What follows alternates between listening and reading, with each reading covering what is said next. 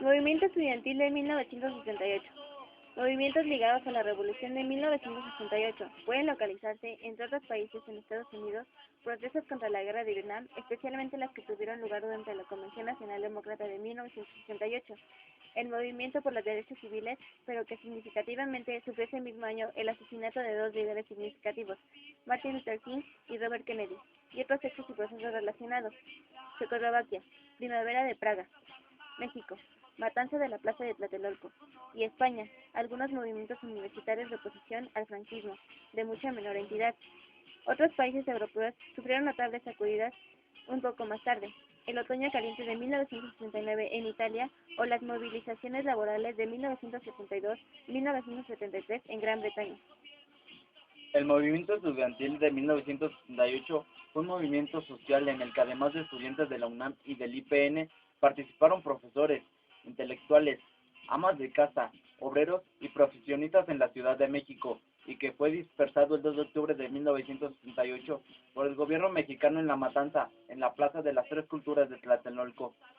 El hecho fue cometido por un grupo paramilitar denominado Batallón Olimpia y el Ejército Mexicano, en contra de una manifestación convocada por el Consejo Nacional de Huelga, órgano directriz del movimiento.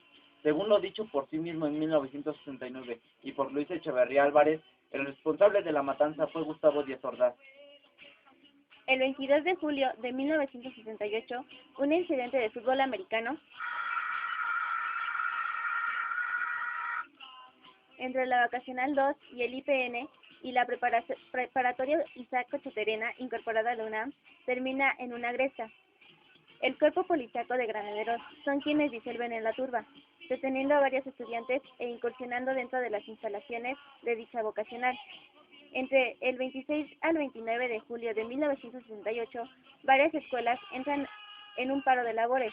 Los granaderos y el ejército entran a varias de las escuelas, entre ellas la Prepa 1 en San Ildefonso, donde es destruida una puerta tallada en el siglo XVIII mediante el disparo de una bazuca. El 18 de septiembre de 1968, el ejército invade la ciudad universitaria de la UNAM. El 24 de septiembre de 1968, el ejército invade el casco de Santo Tomás, uno de los campus del IPN. El 1 de octubre de 1968, el ejército se retira de la UNAM y el IPN. La tarde del 2 de octubre de 1968, un día después de la salida del ejército de los campus de la UNAM y del IPN, miles de personas se reunieron en la Plaza de las Tres Culturas en Tlatelolco. Cerca de las 6 de la tarde, casi finalizando el evento, un helicóptero sobrevoló la plaza, del cual se dispararon bengalas, presumiblemente como una señal para que los francotiradores del Batallón Olimpia, apostados en el edificio Chehuaga,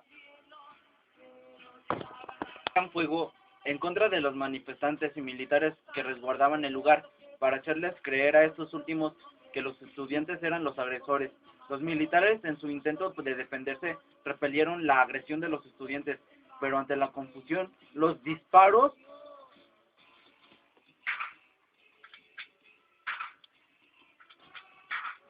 no fueron dirigidos contra sus agresores, sino hacia la multitud de manifestantes que se encontraban en la plaza de Tlatelolco. Muchos manifestantes que lograron escapar del tiroteo se escondieron en algunos departamentos de los edificios aldeñados, pero esto no detuvo al ejército, que sin orden judicial irrumpieron a cada uno de los departamentos de todos los edificios, de los que conforma la unidad Tlatelolco, para capturar a los manifestantes. Colegio de Ciencias y Humanidades Plantel Neucalpan, dirigido a la profesora María de Lourdes Pirot, equipo 8, integrado por García Martínez Magali, Mujica Aranda Yameli, San Juan Vieira Enoc David, Solís Barrera.